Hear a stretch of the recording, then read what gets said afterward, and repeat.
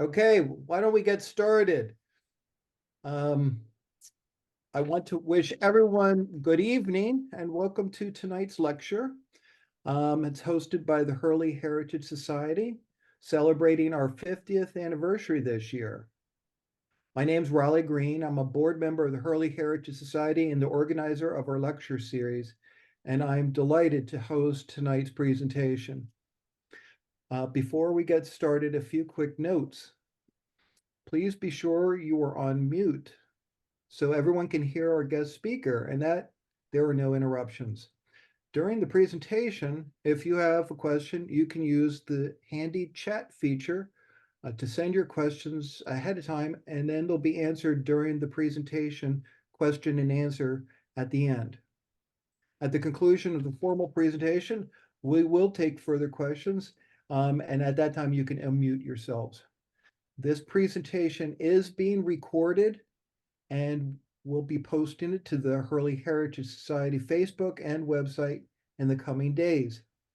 Please note our next online lecture will be on February 22nd at 7 p.m., where Hurley historian James Decker will present on the architectural history of Hurley stone houses, including his own, and the experience and process of stone house restorations. Without further delay, let me introduce you to our guest speaker, Professor Laurel Daen. An assistant professor of American Studies at the University of Notre Dame, with concurrent appointments in gender studies, health, humanities, and society, and the history and philosophy of science. Her research and teaching focuses on disability, sickness, medicine, and health in America, primarily during the 18th and 19th centuries. She is currently completing her first book, supported by 2 National Endowment for the Humanities grants, which examines the exclusion of disabled people from legal and political rights in the early United States.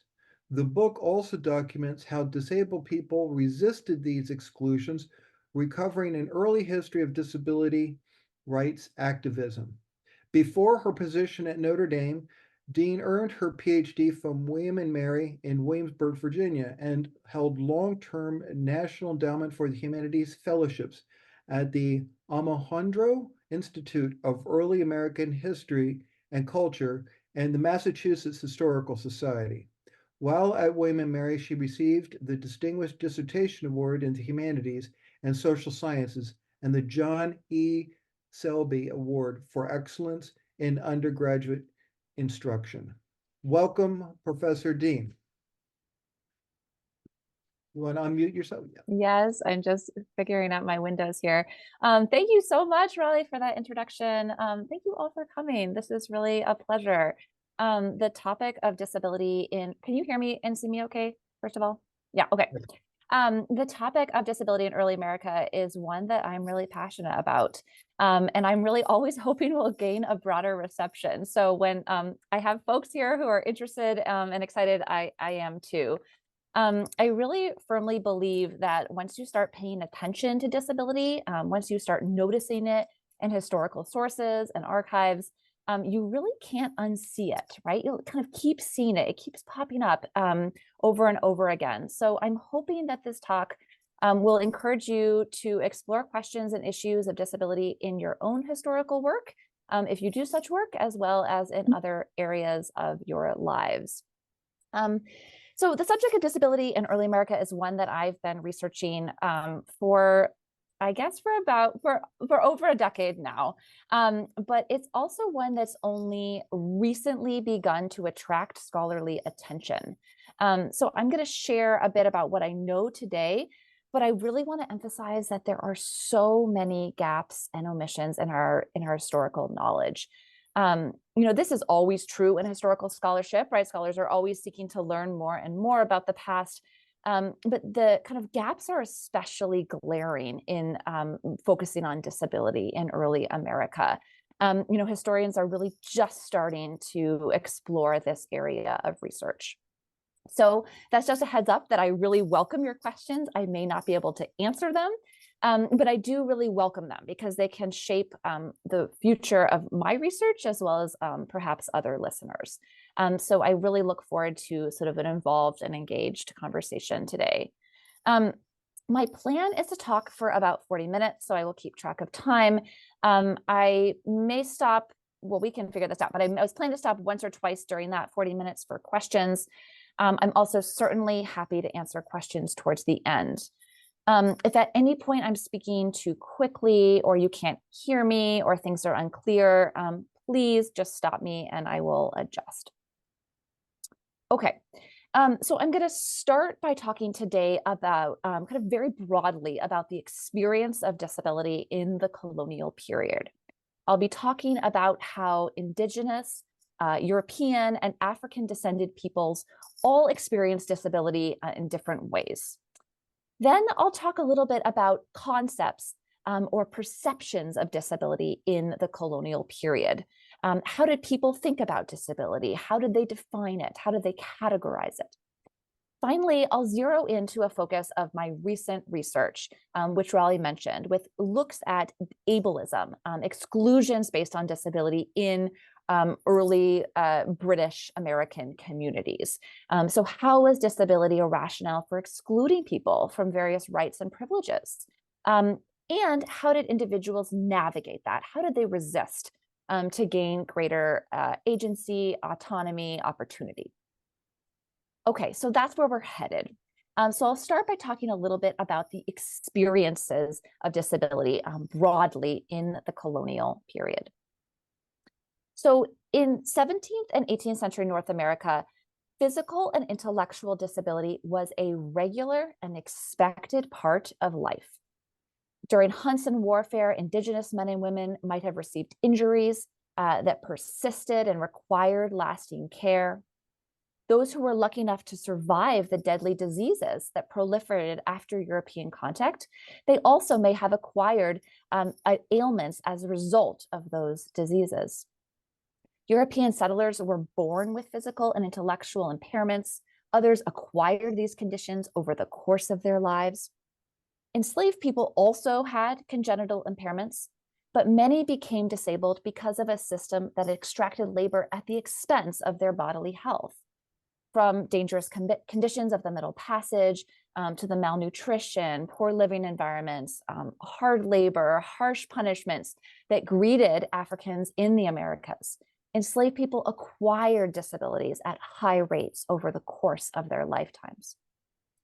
So during the 17th and 18th centuries, North America was home to a wide variety of people, right? Speaking different languages, celebrating different cultural traditions, experiencing different levels of freedom and unfreedom.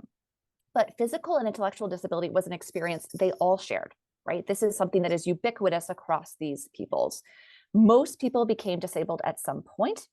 And if they did not, they surely knew family and community members who did.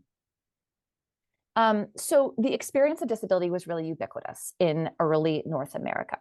But how it was experienced varied significantly based on things like race, gender, age, class, legal status, region, as well as type of impairment. When people required care and resources to manage their physical and intellectual disabilities, people who had greater power and privilege, right? People who had greater resources were generally able to command and receive accommodations. So I'll just give you one example. In 1678, Captain Samuel Hall of Fairfield, Connecticut, was shot down during a conflict with the Narragansetts, who had occupied the regions of Rhode Island and Connecticut and parts of Massachusetts for 30,000 years before European contact. So he had really harrowing experiences of injury and recovery. He required to use crutches for the remainder of his life. So he had really harrowing injuries. However, his injury was partially mediated by the care that he received from his wife, Elizabeth, as well as a pension that he received from the colonial government. People who didn't have his social status would have had a harder time accessing support. So people who were enslaved, who were in varying positions of unfreedom, people who were in servitude, as well as those who did not have legal settlement in a town, and this couldn't access local forms of welfare or poor relief, these folks were especially vulnerable. The people who were least able to access resources to accommodate their disabilities, however, were also people who were most likely to become disabled. Okay, so for example, colonial laws facilitated the disabling of enslaved people by permitting slave owners to inflict severe punishments, hold enslaved people in really harsh living conditions, and restrict their movement. So Virginia's 1705 slave code distinguished between Christian and non-Christian servants. They associated non-Christian servants with Africans who were to be enslaved for life. These non-Christian servants or Africans, the code permitted harsher punishments for crimes. It didn't impose limits on their diet, their lodging, clothing, and corrections, the types of punishment. These limits were opposed for Christian or white servants. The fact that African servants or enslaved people were not afforded these privileges created disabilities among this population. And you can see similar effects going on in other parts of the British as well as French and Spanish Empire here. So enslaved people became disabled over their lives by structures that allowed and facilitated their debilitation. So the laws and practice of chattel slavery created high rates of disability among enslaved people. Colonization, as well as slavery, also created high rates of disability among indigenous peoples. After the arrival of Europeans in the Americas, indigenous populations declined by some estimates by 95%, comprising one of really the most devastating demographic events in human history.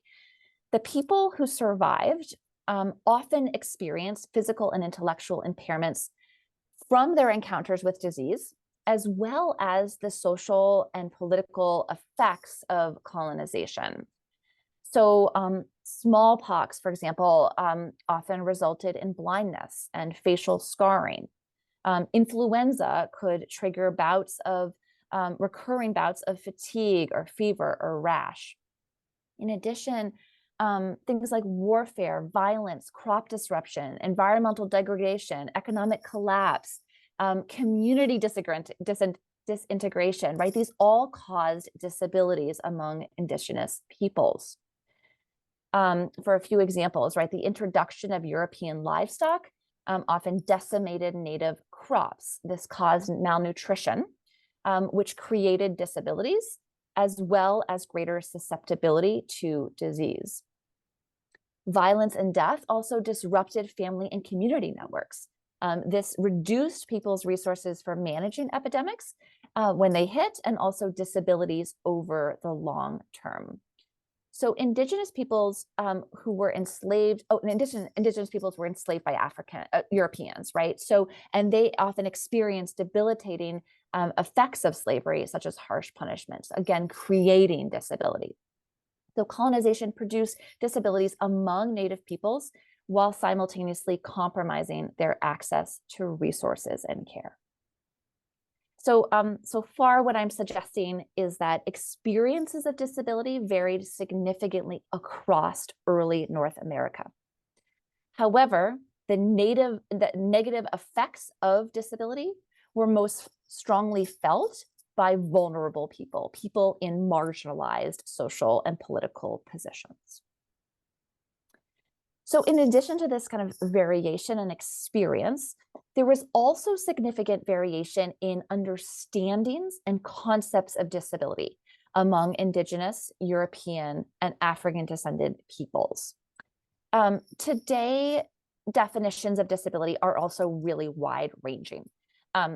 You are probably familiar with the legal definition of disability in the Americans with Disability Act, right, the ADA, that says that people are disabled when they have physical, intellectual, mobility, sensory, self-care impediments that substantially limit one or more major life activities, when they have a record of such impairment, and when they are perceived by others as having such an impairment.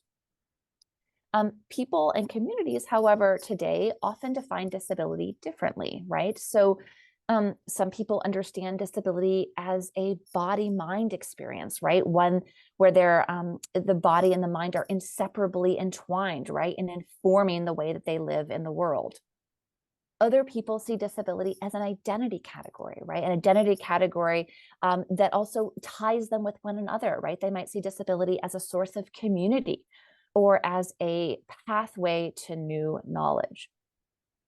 Concepts of disability varied just as significantly in early America. No 17th or 18th century definition directly resembles modern day ideas. There are some similarities, such as a focus on labor, right? Laboring incapacity as entwined with disability. However, in early America, definitions of disability, concepts of disability were really highly cultural and particularized. So they were rooted in local context and local communities. So just to give you a few examples, most Indigenous peoples did not have a term or a concept for disability. As Indigenous scholars and researchers have emphasized, physical and intellectual impairments were generally not a rationale for exclusion in Indigenous societies, nor did they materially affect people's social positions, relationships, and community expectations. So if a woman with an intellectual ailment was still able to care for children or tend to crops, she was regarded as a contributing member of the community, and she experienced little stigma. Impairments only became disabling when they disrupted a person's social relationships and participation in community reciprocity. In these cases, communities might have performed healing ceremonies to restore balance, reintegrate that person into the community. A successful healing ceremony didn't necessarily mean getting rid of an impairment, right? The impairment most likely persisted, but what was achieved was a restoration of order, of community harmony. So although Indigenous cultures did not have a concept of disability, that they generally integrated disabled people without stigma, there were some nations that did impose disability-based restrictions. So for example, the Iroquois in what is now upstate New York, they often barred people who were blind, who were deaf, or who had limited mobility from becoming chiefs, from assuming this powerful political position. These types of restrictions suggest variation between Indigenous communities, right? There was wide differences between this diverse group of people. These types of restrictions also suggest ways that marginalization or discrimination might have developed even in the absence of a distinct concept of disability. So Europeans brought more clearly defined concepts of disability when they arrived in the Americas. So in early modern English law, judges recognized people as what they termed naturally or casually disabled. So there's two categories, naturally disabled and casually disabled. These, once defined, this category entitled people to certain types of social welfare. So for example, pensions or poor relief, as well as it also justified certain restrictions, so exclusions from various powers or privileges. So I'm going to give you some definitions from a legal manual that circulated widely in the British colonies in both the 17th and 18th centuries. This manual is titled The Country Justice. It was authored by an English jurist named Michael Dalton. And he described or defined people who were naturally disabled, and I'm going to use language from the time period here, as those who were permanently impaired and this is a quote, either in wit or in member, as an idiot, lunatic, blind, lame, etc., not being able to work. Okay, so I'll give you the casually disabled definition again, and then I'll kind of interpret both. By the contrast, the casually disabled people were those who were temporarily unable to labor because of grievous disease or occupational ailments, that's my language, such as, this is his words, a soldier or laborer, etc., maimed in their lawful callings. So basically, as Dalton's definition suggests, in English law and in colonial British communities, disability was really defined as a laboring incapacity, right? This is one that united both naturally and casually disabled people. However, the distinction was that naturally disabled people had generally congenital impairments that were expected to continue over the course of their lives. Casually disabled people had acquired and assumed to be periodic impairments, ones that might come and go over the course of their lives.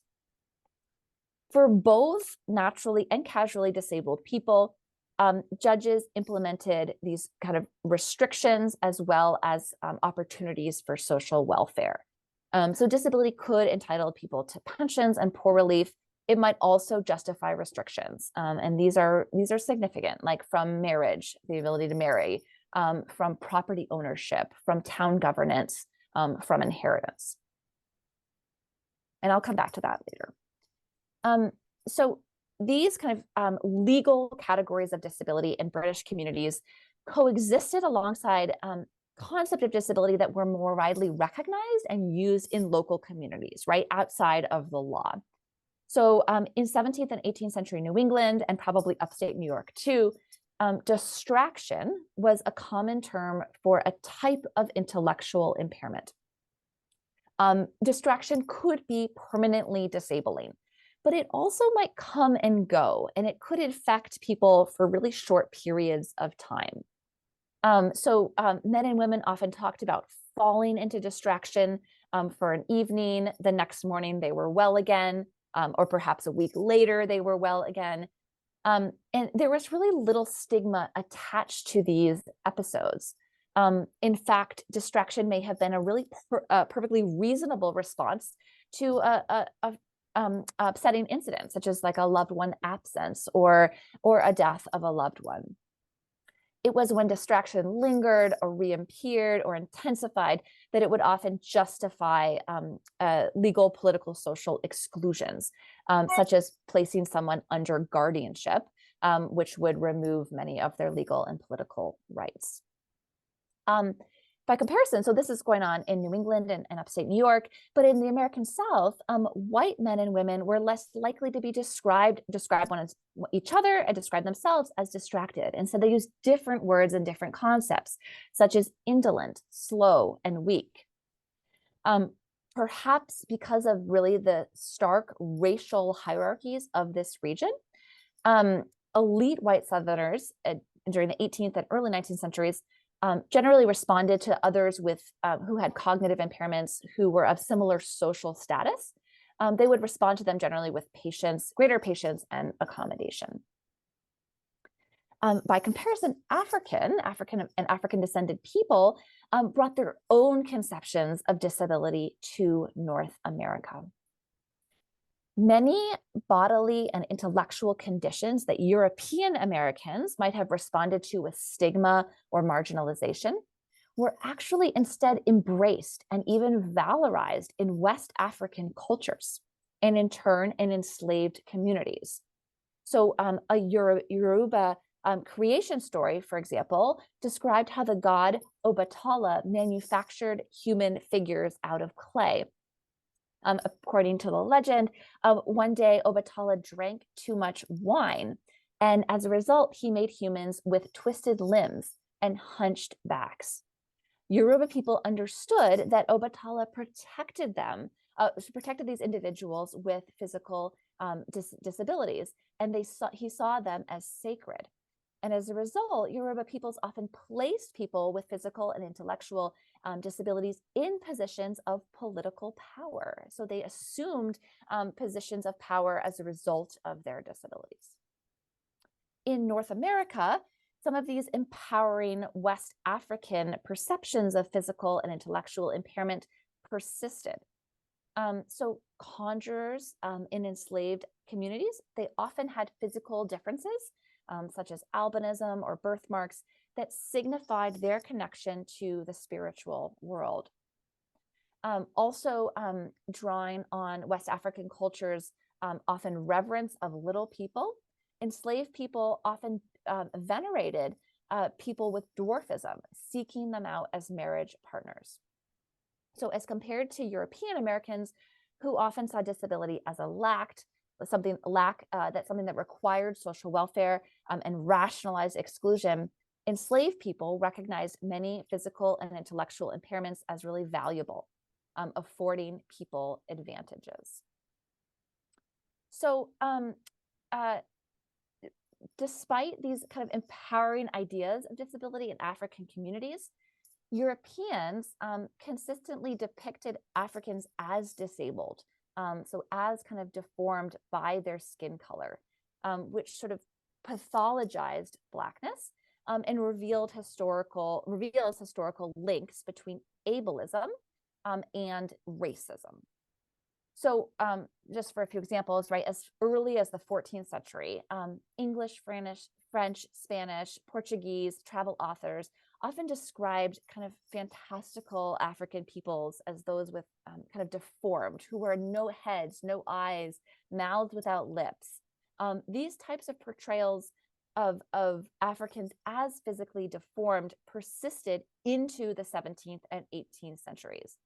So English authors often described African men and women with crooked lips, with distended sexual organs. English and French writers also speculated about connections between Blackness and intellectual impairments. These types of European understandings of Africans as disabled, these types of representations of African people as deformed or debilitated, helped Europeans argue that they were less than human, rationalizing enslavement, right? So it helped Europeans justify their participation in slavery and the slave trade. Of course, these beliefs about African disability also coexisted alongside the very opposite idea that African people were innately capable of very hard labor and thus kind of primed for enslavement. So at this point, I've kind of hoped to give you a real overview of kind of diverse experiences of disability in early North America, as well as how Indigenous, European, and African communities understood and conceptualized disability. I was thinking about stopping here for questions. I'm also happy to continue. What I'm planning to go into next is a little bit about my own research in terms of disability in British law, but I don't know if anyone has any questions now that they'd like me to answer, or Raleigh, whether you suggested I keep moving on. I think if anyone has any questions, yes, certainly speak up at this point. Okay, great. Otherwise, it's fascinating, and Okay. I'm looking forward to more. Okay, perfect. Well, I'll give folks just about 30 seconds if you want to unmute yourself and ask a question. I didn't want to get too far before believing that like I've lost you all, so I wanted to have kind of a check here. Welcome thoughts or welcome more information. Yes, yes. Yeah, I had read that some Indian tribes, people who were different became shamans.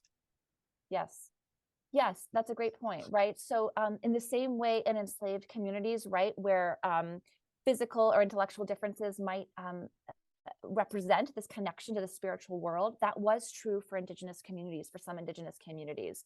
So that is true. I will say that I mentioned gaps in historical knowledge at the moment, in the beginning of this talk. I would say the biggest gap that we have is in disability in Indigenous communities. There is so much we don't know here. So there are some examples of that, but I do not feel confident enough to, say that that was true broadly. But there are some examples of that, that physical and intellectual disability representing that spiritual connection. Yeah, great point. Thank you. It's under Arthur Malestein, but my name's Janet. Oh, hi, Janet. I've read in some accounts where some people were referred to as having fits that we would look at as epilepsy today. Would that be something that basically, depending on the status, the person would be protected? And because I'm thinking just like today, where people will intervene, will help, and make sure that they're safe, that they won't hurt themselves while they're having the epileptic attack. But I've heard other stories. There was a story that I heard from someone in somewhere, I think in Long Island, where they had found, I think in an 18th century house, where they had found an attic where apparently there was an area sectioned off where apparently they kept somebody, and there was a place where they could put food in and out. And I don't know if that would have been someone who had mental disabilities, mental illness, or someone who was so badly debilitated, either from birth injury or later injury, that they just hid them away. And I mean, I think we've all heard stories about that. Yeah, absolutely. So family care in European American communities, well, really in all these communities, Indigenous and African too, family care was there was a primacy of family care, right? That was front and center. So and of course, that type of care varied significantly based on your family, right? And the community situation that you lived in. So there are certainly examples of in early America, people being locked in cages or in outhouses or in cellars or in attics. There's also examples of great integration in families and communities, right? So for example, I'm thinking about a cradle that is now at Historic Deerfield that scholars have found was kind of used to move around to various rooms in the household so that individual could participate in social activities and family activities that happened around the household, right? So there's great examples of integration as well as real exclusion and marginalization here. In terms of epilepsy, yes, this is talked about in lots of different areas. The one research that I'm thinking of at the moment is actually epilepsy among enslaved populations. So there's a great article by a scholar named Dia Boster who suggests that epilepsy was really hard for slave owners to manage, right? That it came and went. They couldn't tell when someone was disabled. They didn't know if somebody was feigning epilepsy or not, right? So it created a lot of anxiety for slaveholders. And as a result, they tried to kind of manage the situation, but also enslaved people might use epilepsy as a tool of resistance. So there's definitely ways that, so epilepsy here kind of became something where you could see power being negotiated and managed here, where people are kind of working through power dynamics, right? But epilepsy definitely appears in other types of records. And I think, yeah, I don't even know if it would fit in that natural or casual disability distinction that I mentioned before, right? I don't have to think about more about that, which one, I don't know. I mean, I think because it was so episodic and periodic that it may have kind of troubled those distinctions. Thank you for that question. I see one more question in the chat.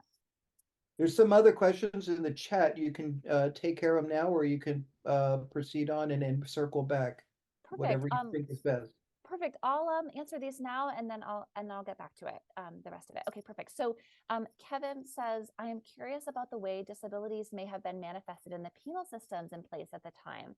For example, were people with intellectual disabilities more likely to be incarcerated, punished, and even put to death as a result of their disabilities? This is an excellent question. And really one there hasn't been a significant amount of research about. So yes, there's ways that confinement about disability, right, kind of mirrored and entwined with systems of carceral punishment here, right? So there's ways that, for example, those people who were violent or who were kind of had unpredictable behaviors, right, might be contained by families and communities. Beginning in, it's like beginning in the 1790s, officially, legally, I believe it could have been earlier, that British American communities, well, at that point, American communities legally were, town selectmen were obligated to confine individuals who were kind of going against the public peace, right? So they would confine them generally in jails, right, and in other systems that were reserved for people who were convicted of crimes, right? So there's ways that these things are all entwined. So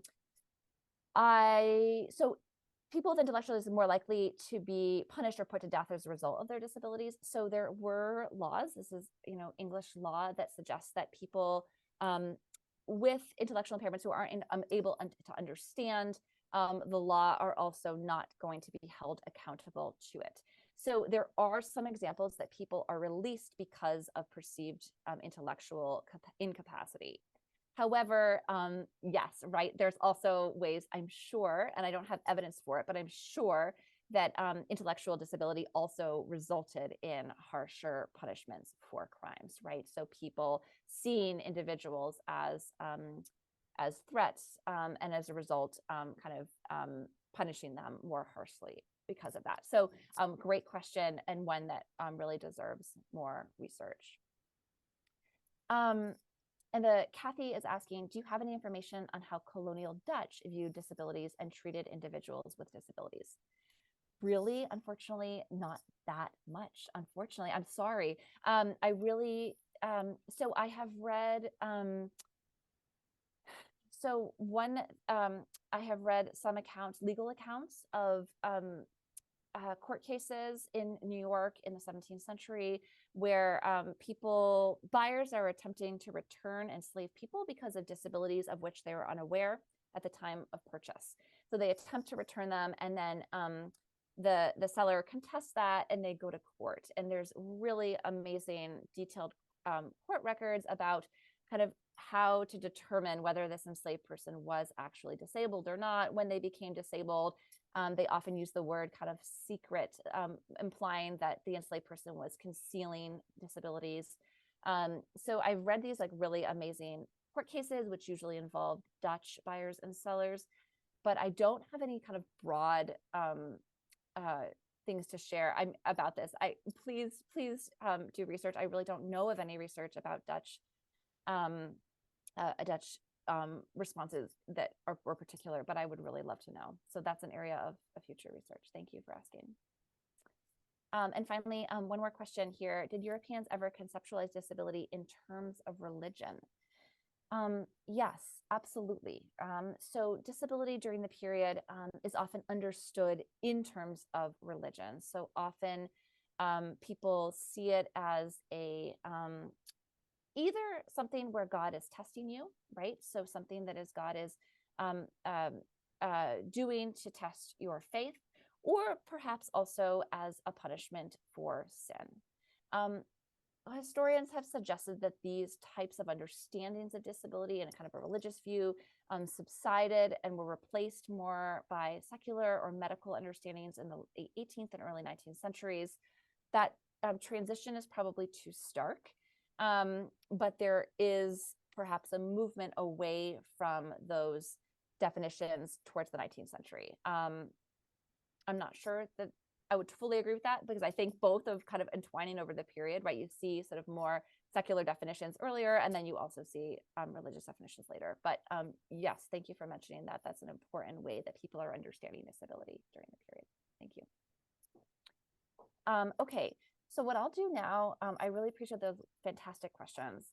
I'm going to talk a little bit about my own research, which is, this is all my own research, but a particular area of interest to me recently. So I'm just going to pull back up my notes. Right. So I've sort of mentioned this so far, but in 17th and 18th century British America, disability was one of the hierarchies of status and personhood that structured society.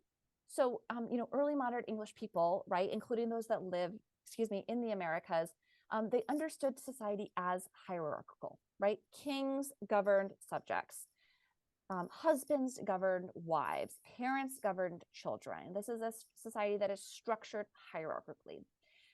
This hierarchical relationship was also true for ability and disability. So colonial British Americans used these distinct legal categories of ability and disability that I mentioned previously to determine people's power, their privileges, their obligations to their communities.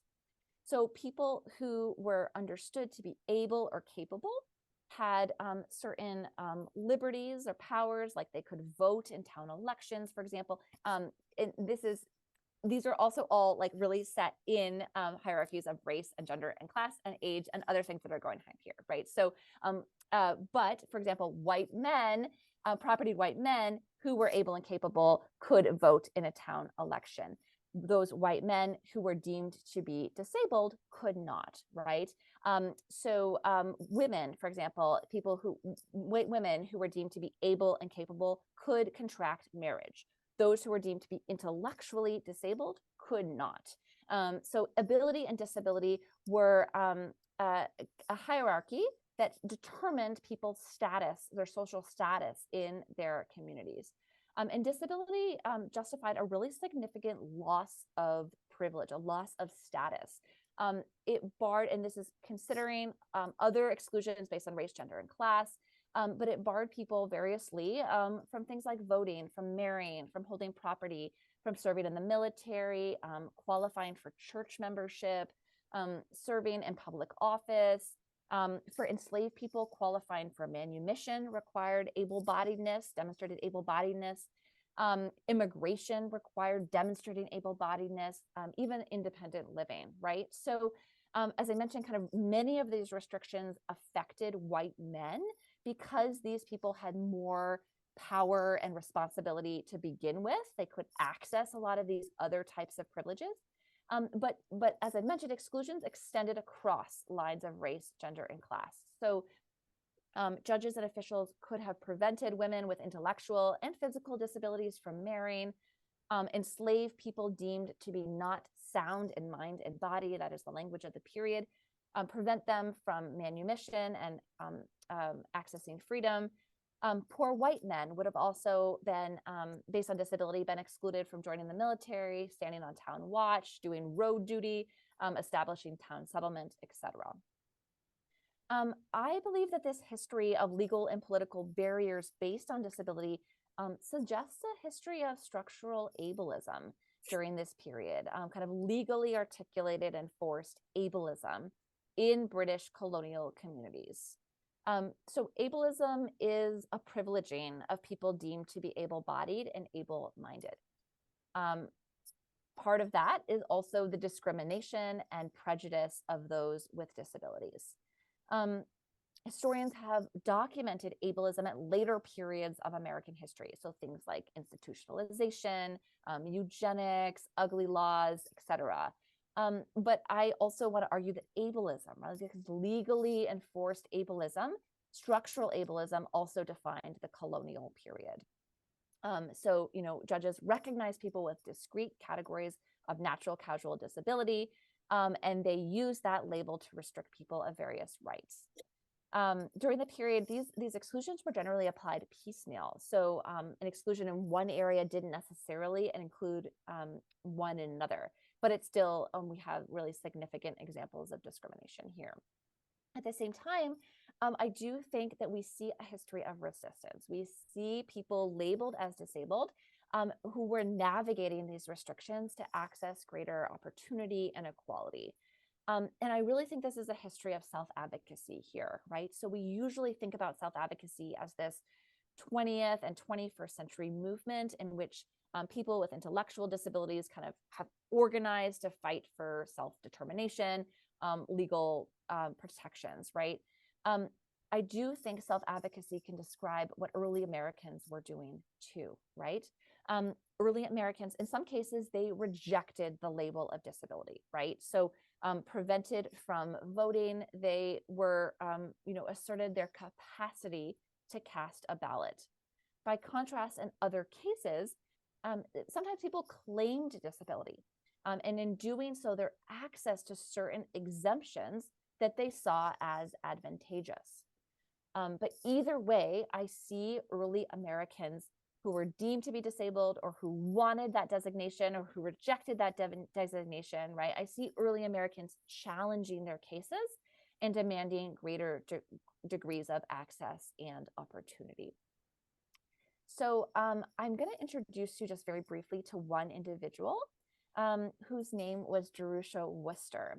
And she provides a really remarkable and well-documented case of an 18th century person who was evaluated for exclusions based on intellectual capacity, and who really made significant efforts to affect the outcome of her case.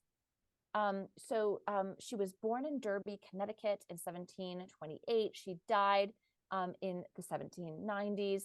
And in 1759, she petitioned the Connecticut General Assembly to consider her, and these are her words, a person of very weak and feeble understanding.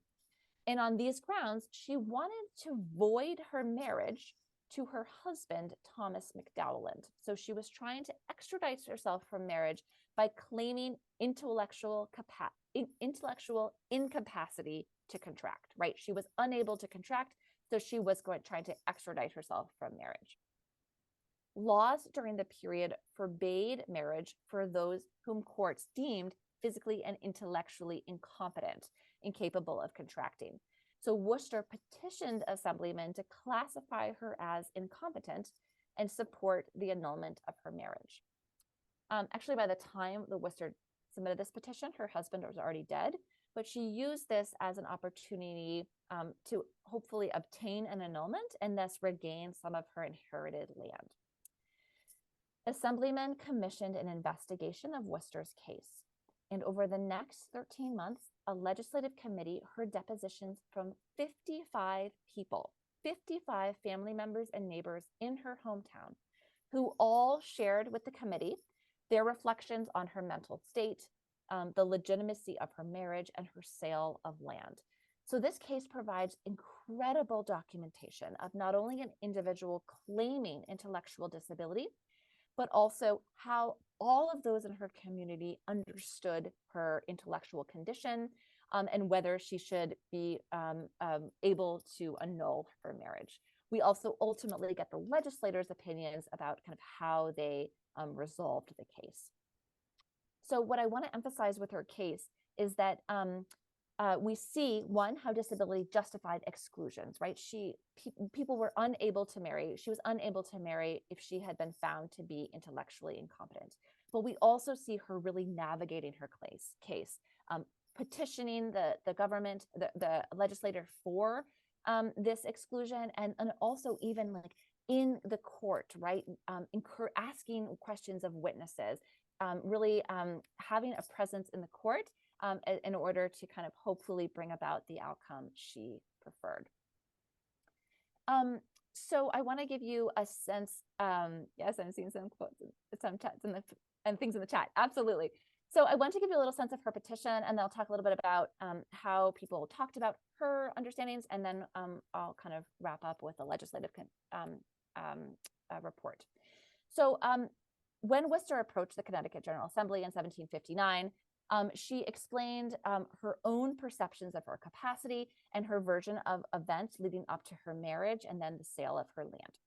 So these are her words. She says, though not entirely an idiot, she was from nativity a person endowed with so small a degree of understanding and capacity that she was really unfit and unable to manage and dispose of herself and affairs. So this intellectual condition, she argues, made her easily imposed upon by others, especially people with malicious intent. And she says this was the case with her husband, and who I love this. She described him as a person of moderate understanding. And she said that he married her not from any affection, but rather from views of making her fortune his own. She talks about how her husband is violent towards her, easily irritated, crazy or distracted. You can hear that language of intellectual capacity there, crazy or distracted, how he pressured her to sell her estate. She admitted that she did sign the land deed selling her land away. But she said she did so because she was ignorant, weak, and out of reach of any of her friends who might have advised on this. So she goes on. This is a detailed petition of 7 pages of manuscript pages. And she says, ultimately, she says, please, to the legislator, break the bonds of iniquity and disannul the deeds of unrighteousness, right? So she wants her marriage declared void and her land returned. I will just mention that she uses this word idiot in her petition. This is a legal term during the period that was included among those called naturally disabled, but it specifically referred to people who, this is a language also from Dalton, a fool natural who is so from his birth and is such a one as there is no hope of recovery. Lunatics, by comparison, is the other category during the period that was referred to a cyclical experience of intellectual capacity. So actually, the word lunatic is derived from the word lunar, which references phases of the moon, right? So she is saying that she is permanently, basically congenitally intellectually disabled. So marriage restrictions weren't unusual. They were unusual, but not super uncommon in the colonies. There were other examples of marriage restrictions, most often based on physical incapacity, but also a few based on intellectual capacity. I'm just looking at the time, so I want to kind of get to the heart of her case. So, right. So just to emphasize, right, the people who are testifying in her case are all neighbors and townspeople, right? There are people who say, I have known her for 35 years. I live within a half a mile from her down the street, right? So exclusions based on disability during this period are evaluated and managed by people in local communities, right? So communities are the metric for who counts as able or disabled. So people had very definitions or varied perceptions of her capacity, right? So some people said, for example, that I'm quoting a man named Nathaniel Gunn, and he says he had known Worcester for 40 years and looked upon her now to be and for sundry years past to have been a person of superior capacity. Superior to most women in the country. She knew the value and worth of cattle and lambs. She was sharp and witty in her bargaining. So some people said she was actually very capable. Other people said the opposite, right? So Margaret Worcester, who was likely a family member or relation, she said, I had known Worcester for 25 years. She was a crack-brained, crazy person, but she was full of smart witticisms in her common conversation. Other people said, you know, she had intellectual abilities at some points and disabilities at others. So someone said that he looked upon her as capable of bargaining as any woman whatsoever, except regarding questions of marriage. So we have really diverse views that are coming out in court. Finally, at the end, the legislative committee recommended to the court that she be seen as incapable. They said that her failed attempts at marriage, previous failed attempts at marriage, her intellectual incapacity left a fixed lunacy or frenzy upon her mind.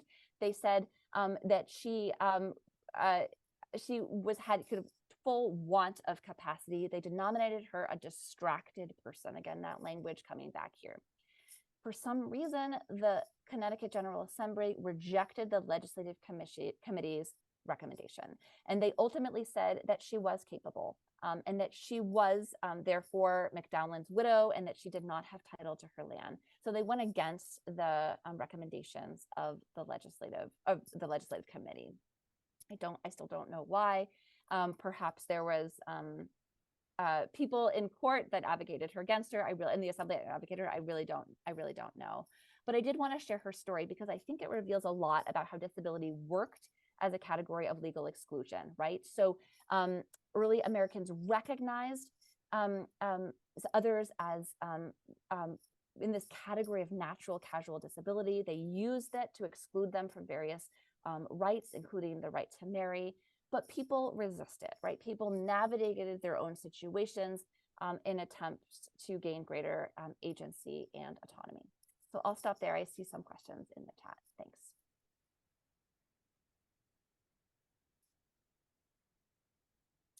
So Arthur has asked, I read that Puritan church leaders claimed that Anne Hutchinson's last child, who was born with disabilities, probably Down syndrome, as Mrs. Hutchinson was 48 when the baby was born that way as a punishment from God for her unorthodox religious views. Yes, that is true. I have also read that, right? So, and I will recommend, I'll put in the chat here an excellent text that is really a wonderful introduction to the history of disability, called A Disability History of the United States by Kim Nielsen. And it's a wonderful, really accessible text. I encourage you to check it out. But she does talk about Anne Hutchinson and how those disabled children were used to by church leaders to kind of demonstrate her heterodoxy, right? So to argue that she has sinned in this way. So yes, absolutely. Thank you for sharing that. Were intellectually disabled, this is from Linda, intellectually disabled men as well as women forbidden to marry? Yes. Yes. So this is something that is true for both men and women.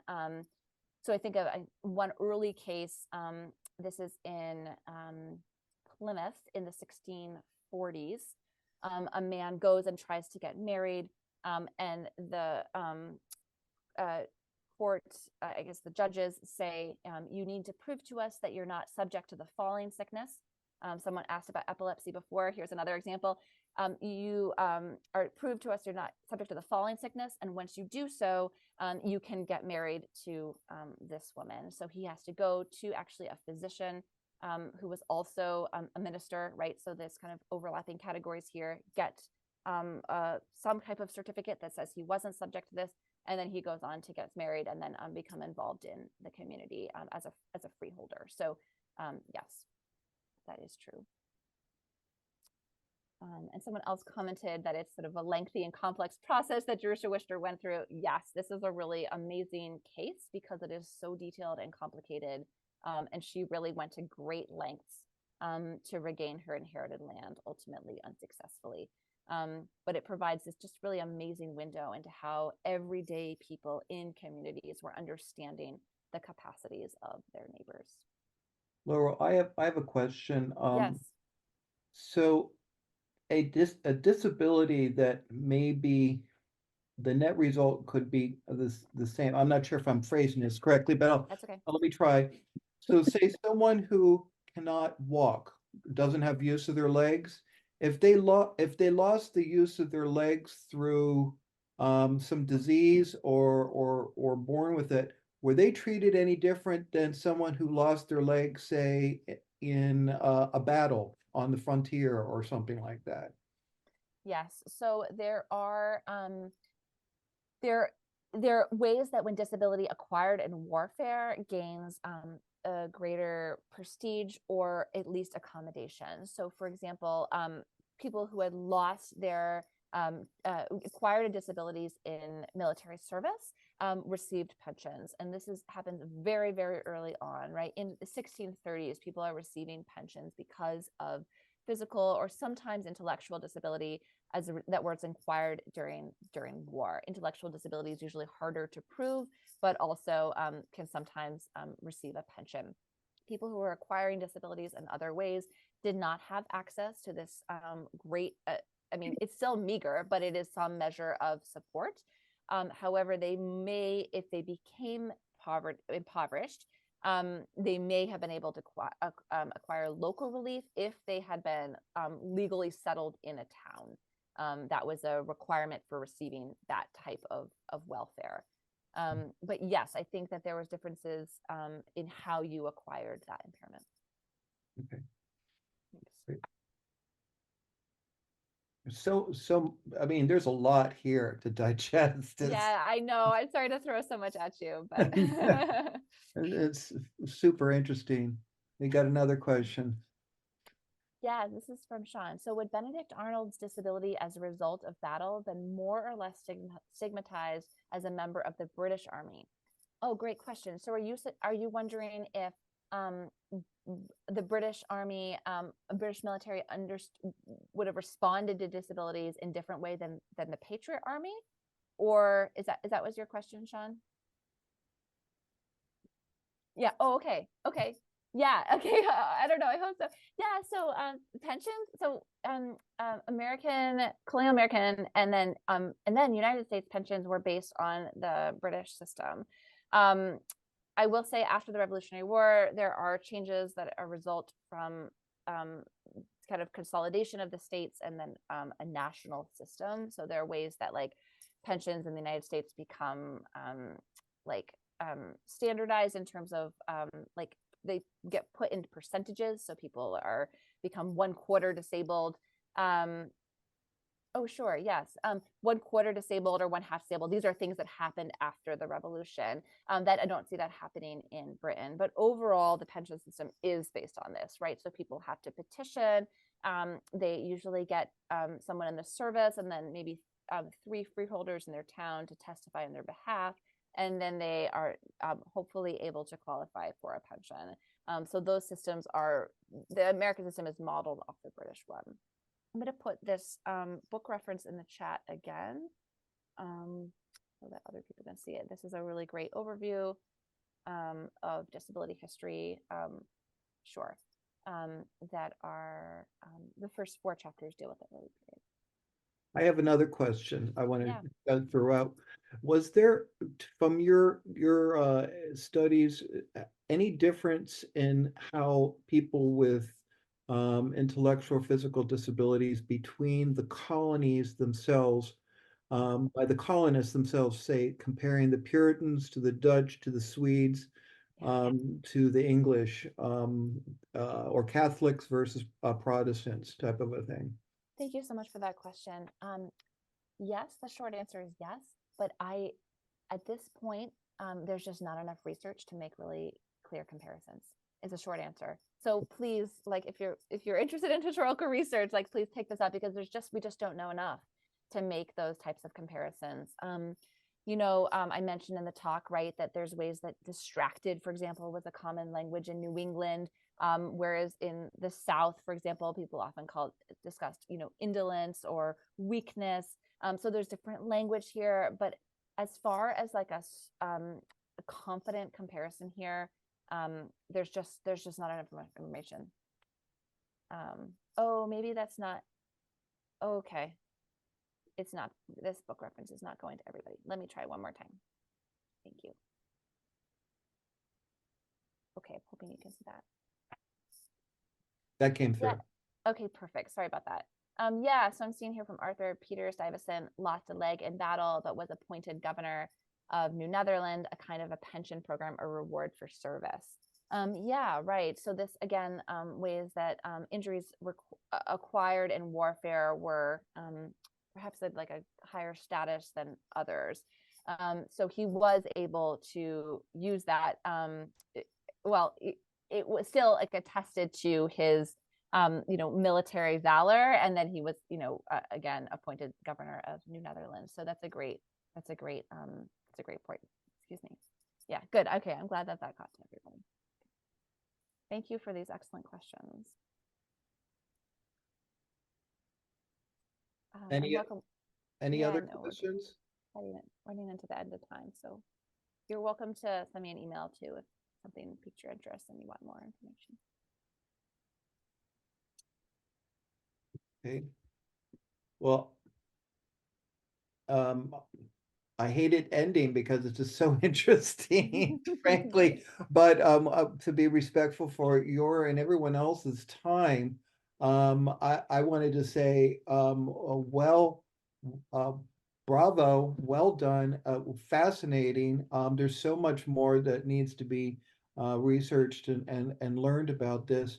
And I enjoyed the comparisons between today and at that time, the perspective is, I think, helpful and enlightening. And just I don't know, a round of applause to you. Sure, happy to be here. Always happy to have eager listeners. You know, I often research, you know, alone in my office, so it's great to have people to share it with.